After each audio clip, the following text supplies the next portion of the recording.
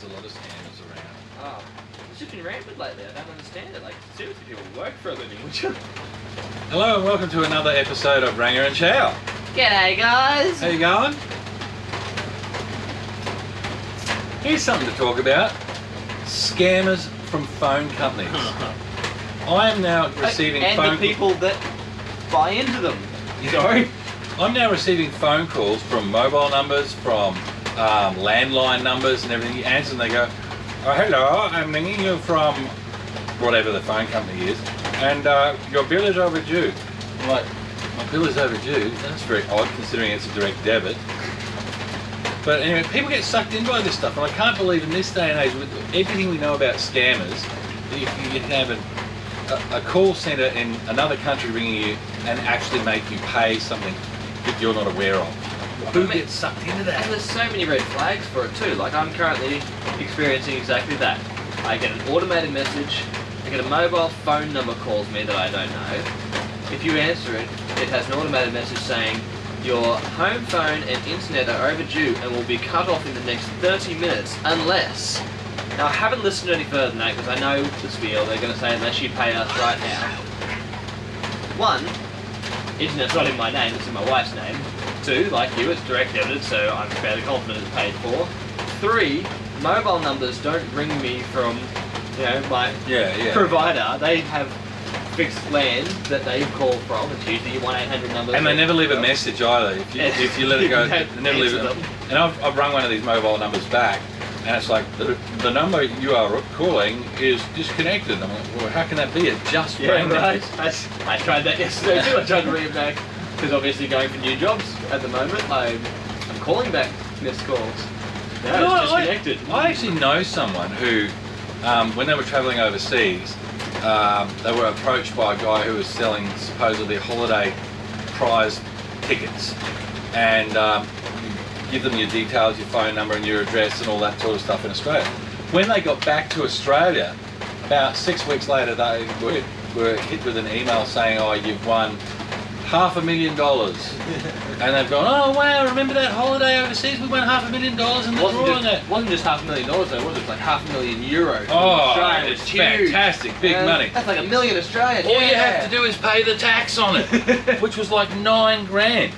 Anyway, this person rang me up and said, "Can you lend me $9 grand to pay the tax?" And I've just gone, "Dude, honestly, I've let this go a fair way now for you to try and work this out.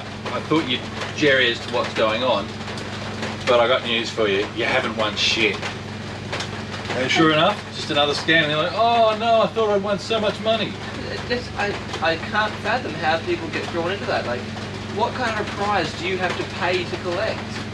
It's not a heard of thing. What sort of prize do you have to win when you didn't even really enter it? They ring you up and they go, "Congratulations, you've just won." That's a fair point. It's usually, and even if you do win something like that, it's usually got a tack on where you've got to be a subscriber or become a member of them, and like it sucks you back in and costs you in the long run.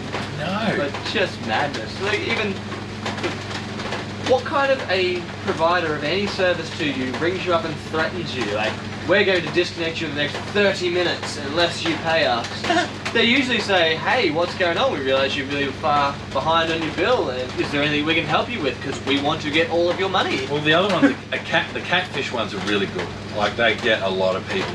I know an elderly lady, there's a friend of mine who recently got caught by a catfish, and she paid $20,000 to this guy who supposedly lived in Brisbane and couldn't manage to get down to see her, and then he had to go back overseas, and then he got stuck overseas and needed money to get, you know, his bank account cleared overseas, or his tax paid overseas so he can come back to Australia. And yeah, this person paid $20,000 towards this catfish, and it's a person that they've never met, they've never spoken to on the phone, otherwise doesn't exist, and it's all done by email.